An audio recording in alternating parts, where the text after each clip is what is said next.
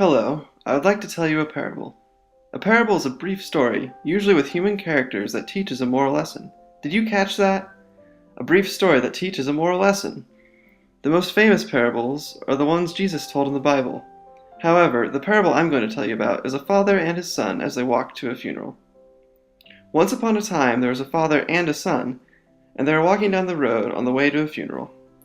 The son looked up at his father and said, "Dad, I don't want to go to church.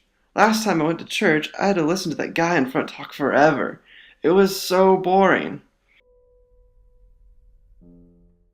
Today we celebrate Saint Justin, martyr. When we talk about the accounts of the martyrs, there are three ways in which we have received them over the ages. The first way is that there were eyewitnesses who told others what had happened, how the martyrs were killed. And then those accounts were passed down orally and eventually put into writing. The father replied, "Oh, my callow, puerile son, that solemn moralizing speech that he delivered was a homily. Remember that, son. A homily is a solemn moralizing speech, especially a long, boring one." The son was puzzled. He looked at his father and said, "Dad, I don't know what you're saying. Your words are too big." "I'm sorry, son. I will try not to be so pedantic," the father said apologetically. "Pedantic?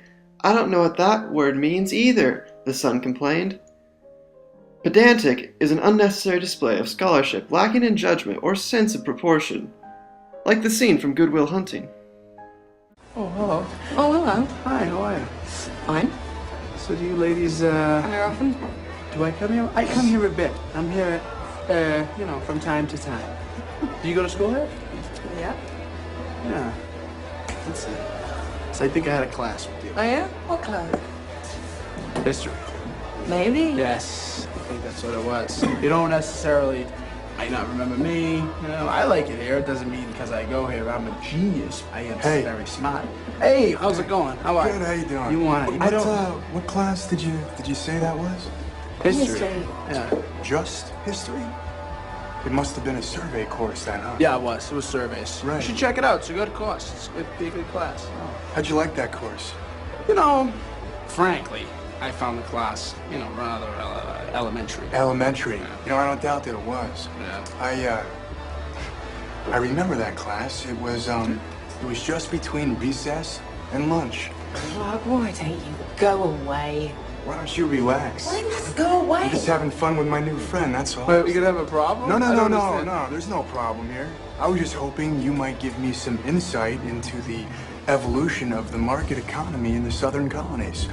My contention is that prior to the Revolutionary War, the economic modalities, especially in the southern colonies, could most aptly be characterized as agrarian pre-capital. All right, of course that's your Hang on a contention. second. You're a first-year grad student. You just got finished reading some Marxian historian, Pete Garrison probably. You're going to be convinced of that till next month when you get to James Lemon. Then you're going to be talking about how the economies of Virginia and Pennsylvania were entrepreneurial and capitalist way back in 1740. That's going to last until next year. You're going to be in here regurgitating Gordon Wood, talking about, the pre-revolutionary utopia and the capital-forming effects of military mobilization. Well, as a matter of fact, I won't, because Wood drastically underestimates the impact of social Wood drastically underestimates the impact of social distinctions predicated upon wealth, especially inherited wealth. You got that from Vickers. Work in Essex County, page 98, right? Yeah, I read that too. Were you going to plagiarize the whole thing for us? Do you have any thoughts of your own on this matter?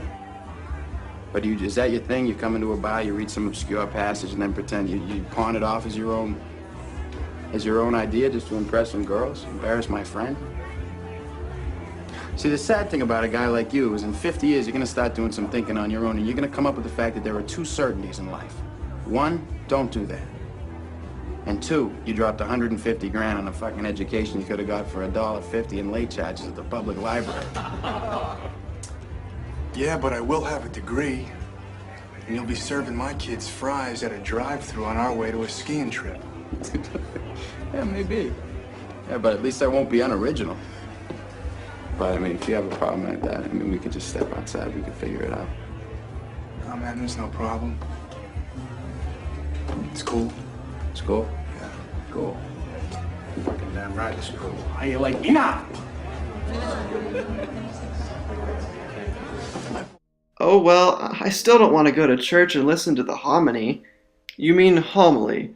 And we aren't going to church to listen to a homily. We are going to church for a funeral. Oh, so they're going to be talking a lot? Is it going to be boring? Well, there will be a lot of people talking today. One of the most important things they will give is called the eulogy. The eulogy? Yes, son, a eulogy. A eulogy is a speech or writing in praise of a person or thing, especially a set oration in honor of a deceased person. And this may not be appropriate for you, but Chris Taylor once wrote a eulogy in song for his grandfather. My great-grandfather died this week. I couldn't stand him, actually, nobody could. But as soon as he passed away, everybody went around saying what a top bloke he was, so I'd like to dedicate this song to you, Gramps. He was very hard of hearing, he was dull and domineering, misogynist, cantankerous and vain. He hit the bottle every night, he hit my grandma out of spite, and those stories about his bunions were a pain.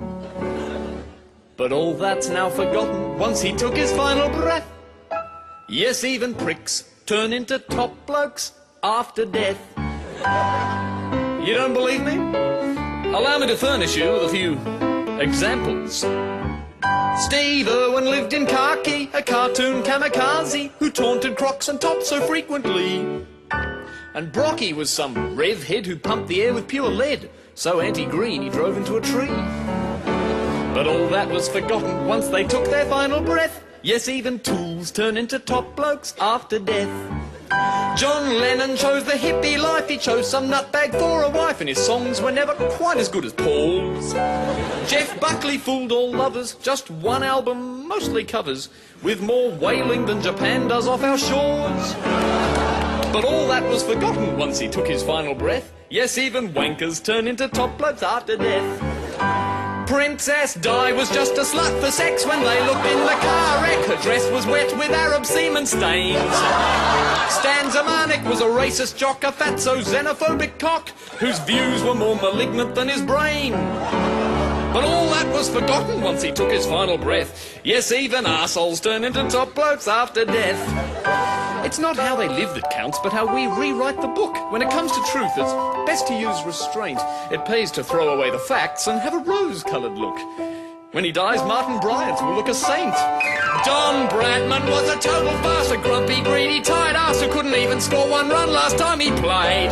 Kerry Packer was a brothel chief, a tax cheat and a kidney thief. And procreating Jamie was the worst mistake he made. But all that was forgotten once he took his final breath. Yes, even turned into top blokes after death. Belinda Emmett was a... Please. Stop. Can you fix it? Anything like Yes. Remember, all will be forgotten once we take our final breath.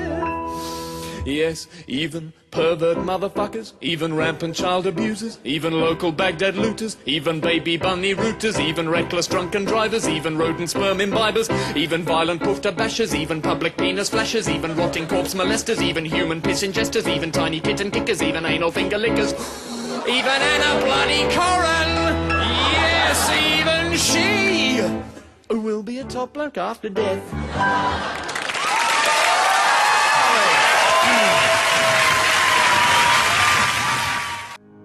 Wow! I hope the eulogy at this funeral is as good as that one. And that's the end of our parable today, children. And the teaching of the story is that if you tell little kids about inappropriate eulogies, they'll be more willing to go to funerals.